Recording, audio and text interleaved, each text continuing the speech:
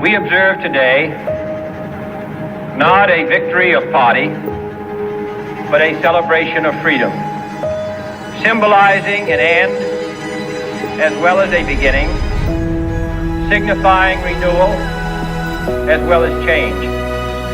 The world is very different now, for man holds in his mortal hand the power to abolish all forms of human poverty and all forms of human life.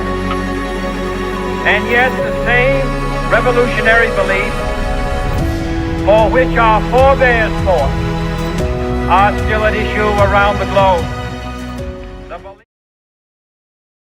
On June 1, 2013, this federation formally declared the creation of the Canadium Empire, not as a traditional empire of colonies, but as a planetary governance project.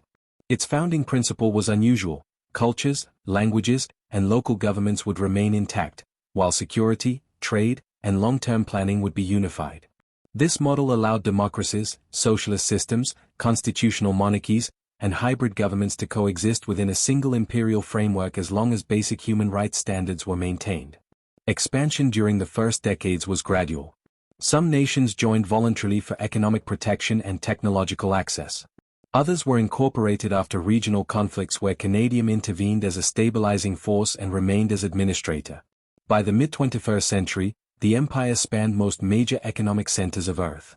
Rather than ruling directly from one capital, Canadium established continental capitals: New York City, London, Abuja, Rio de Janeiro, Sydney, Tokyo, and others, each serving as administrative hubs for their regions. Ottawa remained the symbolic imperial capital, while the prime executive governed from a rotating seat of authority that could shift between major cities, reflecting the empire's distributed nature. Technological acceleration defined the empire's middle period. Unified research funding produced rapid advances in energy, medicine, artificial intelligence, and transportation. Climate stabilization projects slowed environmental decline. Orbital industry expanded into permanent space infrastructure, followed by settlements on the Moon and Mars. These off-world bases belonged to the empire yet governed themselves, creating the first political system that extended beyond Earth while remaining partially decentralized. By the early 22nd century, Canadium controlled nearly all global trade, security, and large-scale infrastructure. Armed conflict between states had virtually disappeared. Population levels approached 10 billion, and the imperial economy dwarfed every historical empire combined. Historians would later describe this era as the Long Stability, a period in which scarcity, war, and border disputes seemed relics of an earlier age. Yet the very success of Canadium created a new problem. Governing the entire world removed the balance that had once driven political evolution. Cultural differences persisted, but strategic competition vanished. Administrative systems grew vast and slow. Philosophers, regional leaders, and younger generations began to question whether a single planetary empire, however peaceful, could remain healthy indefinitely. Debate replaced expansion. Over decades, imperial institutions studied their own sustainability. Data showed rising bureaucratic inertia, declining regional political participation, and a growing sense that humanity's future required diversity in governance rather than uniform stability. The empire had solved the problem of conflict, but at the cost of historical dynamism. In 2132, Canadium reached its greatest territorial and economic extent, marking the peak of centralized human governance in history. Instead of celebrating permanent dominance, imperial leadership initiated the most ambitious political transition ever attempted: the peaceful dismantling of a world empire. On June 1, 2135, exactly 122 years after its founding, the Canadium Empire formally dissolved.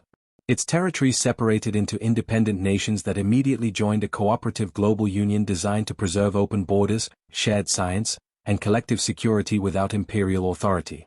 The core state of Canadium remained intact, retaining several original regions and continuing as a major but no longer dominant world power.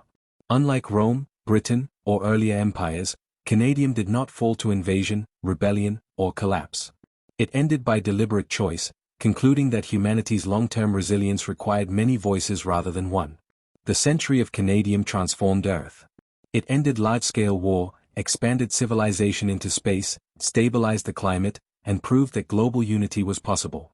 Its dissolution proved something equally significant: that unity could also be relinquished peacefully. For later generations, The Canadium Empire became neither a warning nor a model, but a turning point, the moment when human history shifted from competing nations to a consciously shared future, and then onward again into plurality.